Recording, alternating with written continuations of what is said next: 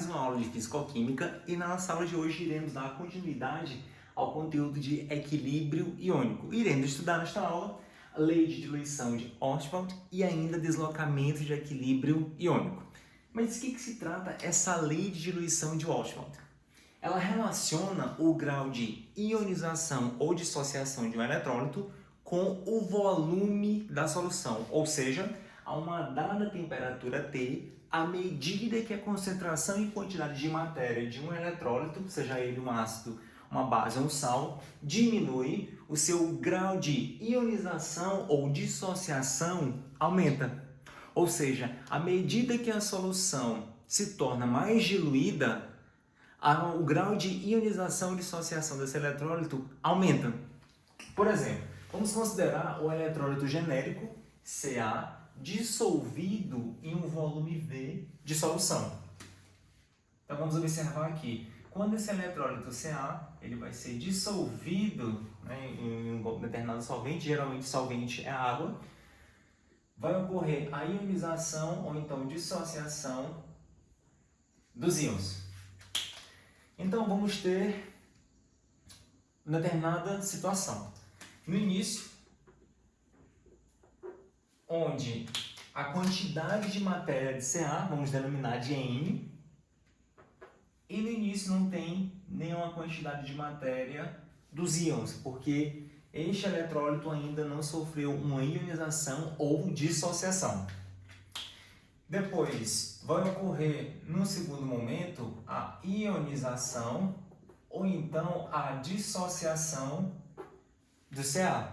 E qual vai ser a quantidade que vai ionizar ou dissociar? Vai ser exatamente a quantidade de matéria inicial vezes o seu grau de ionização ou dissociação, que é representado pela letra grega alfa.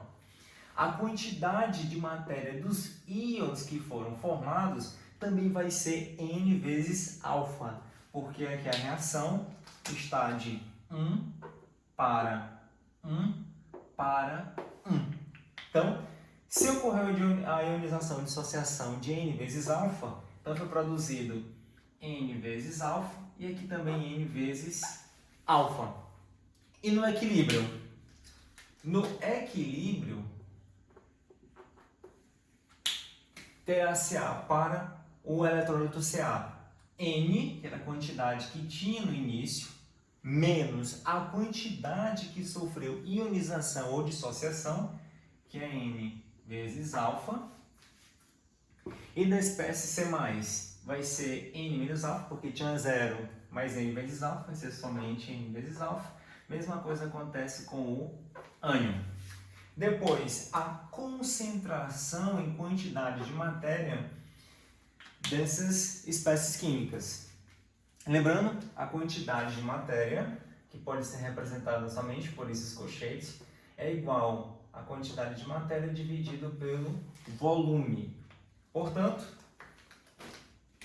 a concentração e quantidade de matéria da espécie Ca vai ser N menos N vezes alfa dividido pelo volume V, que é o volume da solução. Para o cátion C+, vai ser N vezes alfa dividido por V, e para o ânion A- vai ser N vezes alfa dividido por V. Então, essas são as concentrações e quantidade de matéria dessas espécies químicas no equilíbrio. Como está no equilíbrio, então, para essa reação também existe uma constante de equilíbrio. E já vimos que a constante de equilíbrio ela é calculada da seguinte forma. Uma constante K, ela vai ser igual a concentração dos produtos dividido pela concentração dos reagentes. Quem são os produtos? São exatamente esse cátion e esse ânion. Então vai ser a concentração de C+, vezes a concentração em quantidade de matéria, lá, menos, dividido pela concentração da espécie Ca. Tá? Já vimos como é que se calcula essa constante de equilíbrio. Mas o que a gente pode relacionar? Podemos substituir esses valores da concentração em quantidade de matéria nesta equação da constante. Como é que vai ficar? Pense, e a constante K vai ser igual à concentração da espécie C+, que é N vezes alfa, alfa dividido pelo volume, vezes a concentração da menos, que é N vezes alfa, dividido pelo volume, dividido tudo isso pela concentração da espécie CA, que é N menos N vezes alfa, dividido pelo volume. Fazendo essa multiplicação, eis que N ao quadrado vezes alfa ao quadrado, dividido por V ao quadrado, dividindo tudo isso por... O N, ele aparece tanto nesse primeiro quanto no segundo. Então, podemos colocar o N em evidência. Então, N, 1 menos alfa, dividido pelo volume. Podemos ainda fazer uma reorganização desta equação, na qual tem esse N ao quadrado vezes alfa ao quadrado, dividido pelo volume ao quadrado, multiplicado pelo inverso do denominador. Então, vezes o volume dividido por N, multiplica 1 menos alfa. É V ao quadrado, podemos cancelar um V com V, um N com um N. Então, isso implica dizer que a constante K do equilíbrio vai ser igual a N vezes alfa ao quadrado, dividido pelo volume, vezes 1 menos alfa.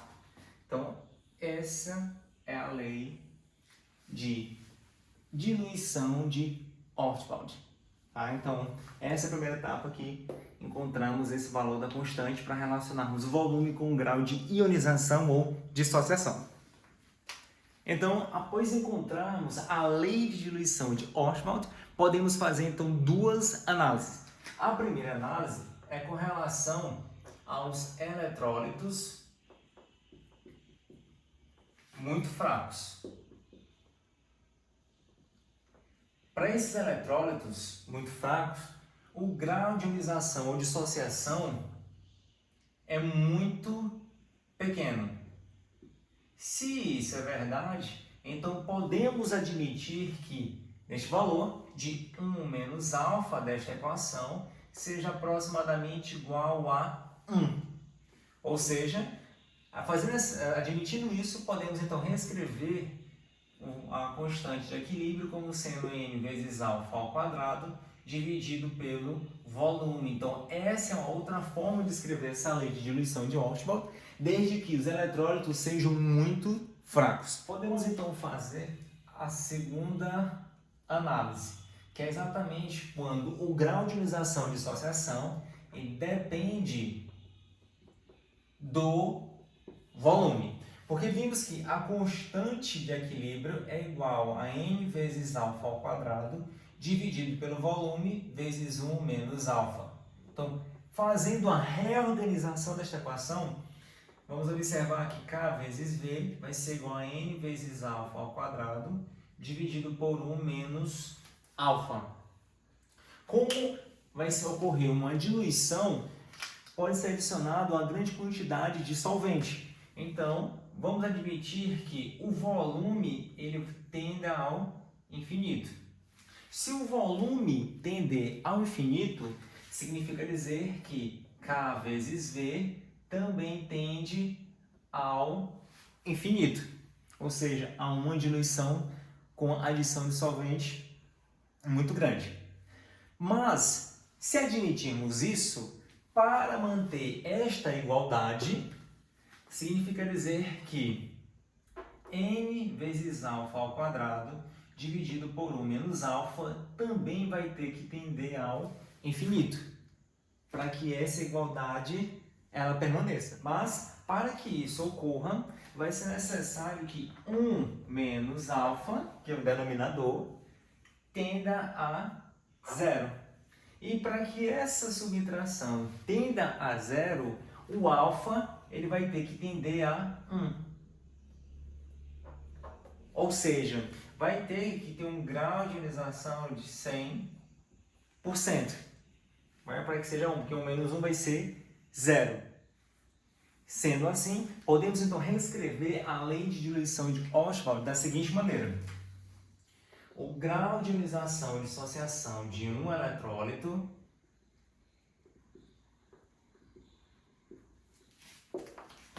aumenta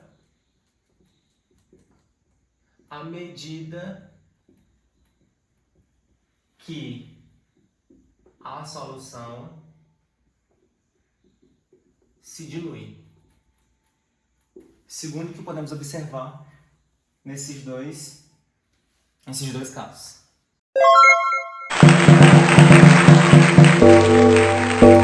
Olá pessoal, vamos iniciar a segunda parte da nossa aula sobre equilíbrio iônico 2. Na parte 1, iniciamos com a lei de diluição de Ostwald, na qual vimos que o grau de ionização ou grau de dissociação ela está relacionada com o volume da solução. Vamos ver agora um exemplo com o ácido acético.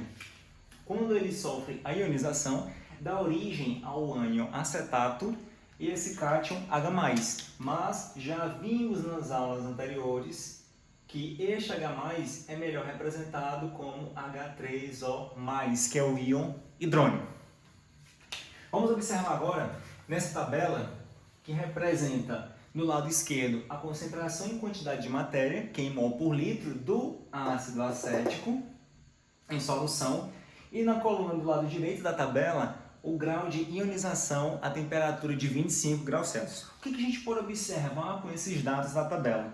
Que à medida que a concentração em quantidade de matéria do ácido acético diminui, ou seja, à medida que a solução ela vai sendo diluída, o grau de ionização desse ácido aumenta. E esses dados da tabela podemos então representar em um gráfico, na qual tem esse perfil, onde no eixo Y está o grau de ionização em porcentagem em função da concentração em quantidade de matéria do próprio ácido. Veja, neste gráfico podemos observar que à medida em que a concentração em quantidade de matéria aumenta, o grau de ionização do ácido diminui. E o inverso também é válido. À medida que a concentração da solução diminui, o grau de ionização aumenta. Tá? Então, isso que é a lei de diluição de Ostwald. Mas como é que a gente vai conseguir explicar que de fato acontece isso? Podemos explicar através da teoria das colisões, em que em uma solução muito diluída, a probabilidade em que os íons se encontrem é a menor possível. Porque na solução bastante diluída, o cátion e o ânion, eles se encontram mais distantes um do outro. Então significa dizer que a probabilidade deles se encontrarem para formar a substância de origem é muito pequena. O que significa ainda que o que vai predominar vai ser a reação direta, que é a reação de ionização. Beleza?